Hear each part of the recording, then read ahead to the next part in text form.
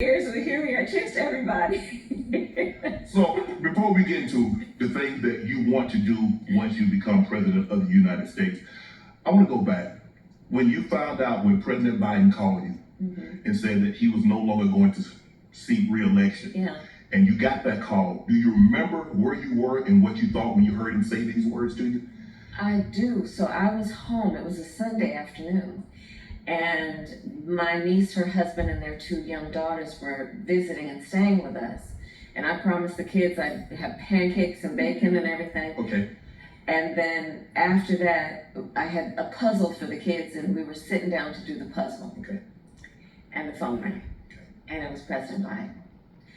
And so that's when he told me. And it was obviously life-changing in so many ways. But, you know, I have to tell you, Shannon, I at that moment, I knew what it would mean, but not in the detail of it, but I certainly understood the seriousness and the gravity of the moment.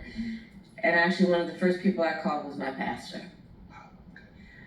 I knew I needed a moment to just be still, and for my spirit and my mind to have clarity about the seriousness of the moment and my role.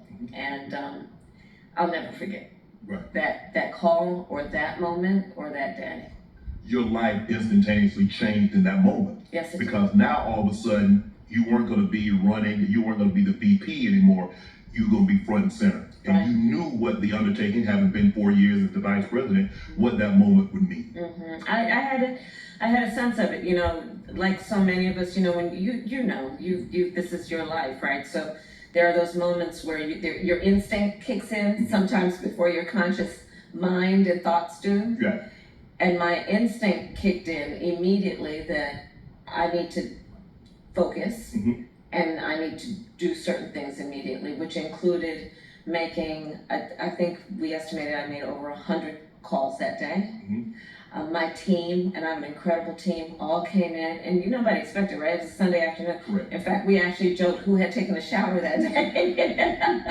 Because, people came in their workout clothes, different people, and, a bandana around their head, just, and came in, and we then, for hours and hours, well into the night. Did you tell them? Did you tell them why you had summoned them to come to your place? Did you give them that news, or were you waiting for them to get there to share that news with them? Well, so the news started to, as you can imagine, pretty much immediately, and but of the many blessings that I have and have had, one of them is an incredible team of people around me. You know what that's like, where they're just there.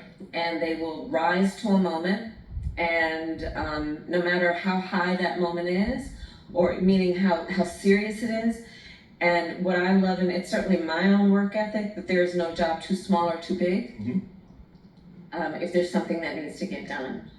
So although you have a huge role now, what's a typical day like for you now once you've been thrust into this? What time are you normally getting to bed? What time are you getting up? And what's some of the activities that you do on a given day?